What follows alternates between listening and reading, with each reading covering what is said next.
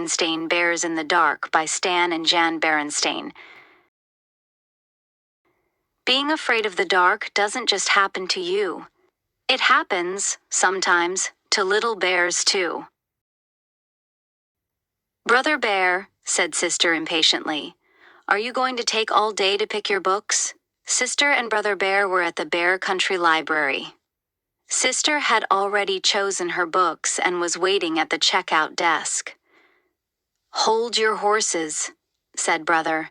"I'm looking for a good mystery." Sister Bear usually took out storybooks and books about nature, and sometimes books off poems. Brother liked those too, but lately he'd become interested in mysteries, especially spooky ones. "Hey, this one looks good," he said finally. "Okay, let's check out." Said Sister, looking at the cover. It was called The Case of the Crying Cave. "It looks scary to me." "Say, this is really good," said Brother later that evening when the Bear family had settled down for some reading. "Would you like me to read it to you?" he asked Sister. Sister was looking at a storybook about 3 kittens who were arguing about which was the prettiest, and it was a little boring. "Or are you scared?" teased Brother. "Of course not," said Sister. She left her book on the floor and climbed onto the bench to sit beside him.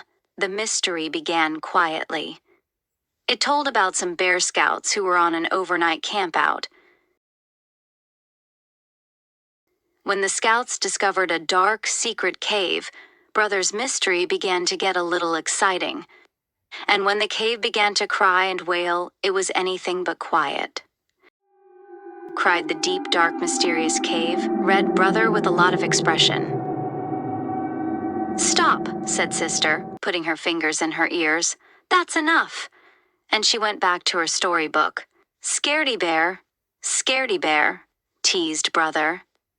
"And that's quite enough of that," added Papa Bear, looking up from his paper.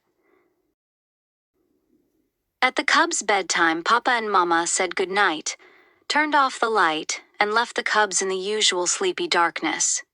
Outside the treehouse, the bright, busy sounds of day had given way to the soft, soothing sounds of night. The quiet conversation of frogs and toads, the soft cry of the owl, the sigh of the night wind.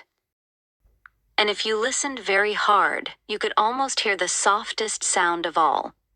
The sound of lightning bugs, switching their lights on and off, on and off.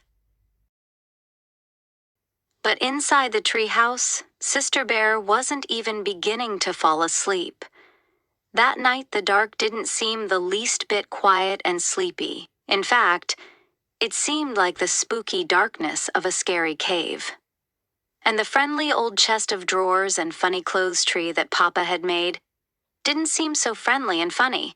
They seemed more like cave creatures. So when Brother decided to tease her a little more by making a wailing noise, a really spooky wailing noise, it gave her quite a scare. "Mama! Papa!" she cried. "Hurry! Come quick!" And come quickly they did. Papa rushed into the dark room and tripped over the clothes tree. Mama rushed in after Papa and tripped over him. In the commotion, Sister fell out of bed and landed on both of them.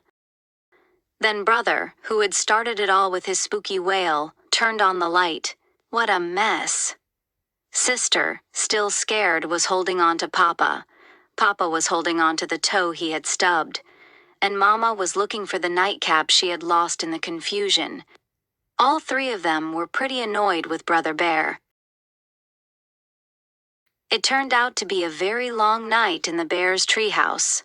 Papa and Mama tried to explain that there was nothing to be afraid of in the dark, except maybe running into a clothes tree and stubbing your toe. But it didn't do any good. Sister absolutely refused to go to sleep with the light off, and Brother positively insisted that he couldn't fall asleep with the light on. The next morning, the Bear family was very sleepy-eyed. "Boy," said Brother, yawning, I sure don't want to go through another night like that. Neither do I, said Papa. And I think I have an idea that might help.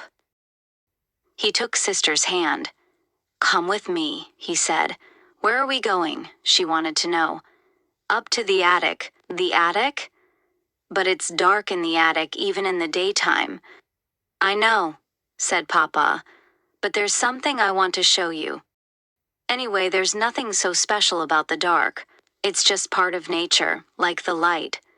It's your imagination that makes the dark seem spooky sometimes.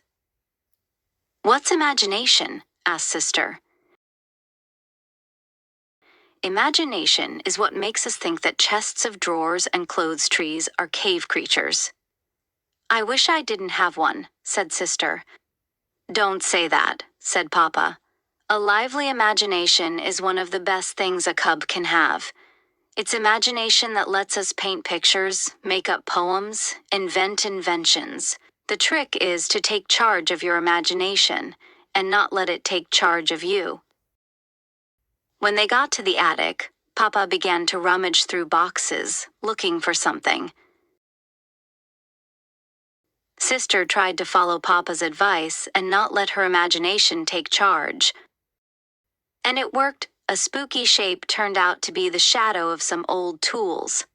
What looked like a giant was really some piled-up furniture. Here it is, said Papa. My old night light, the one I used when I was a cub and had a little trouble falling asleep in the dark.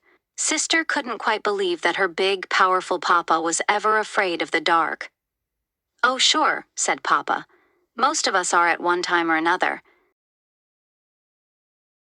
How about reading the rest of the case of the Crying Cave? Sister asked Brother later that day. Are you sure you want me to? Sure, I want to see how it turns out, she insisted. When it turned out that there was nothing very spooky about the terrible wailing noise, it was caused by wind blowing across an opening in the roof of the cave, like the noise you make when you blow across the top of a bottle. Sister was a little disappointed. And that night, when she and Brother were all settled down in the cozy glow of Papa's old night light, she said so. I was pretty disappointed by the way the case of the Crying Cave ended. Why? Asked Brother. Because, she said, I was hoping the wailing would be a really spooky, scary monster. And she leaned down from her bunk over Brother's and made a spooky, scary monster face at him. Cut that out, cried Brother. Then Sister went right to sleep, but Brother lay awake for quite some time listening to the owl hoots and thinking that maybe he'd had enough mysteries for a while.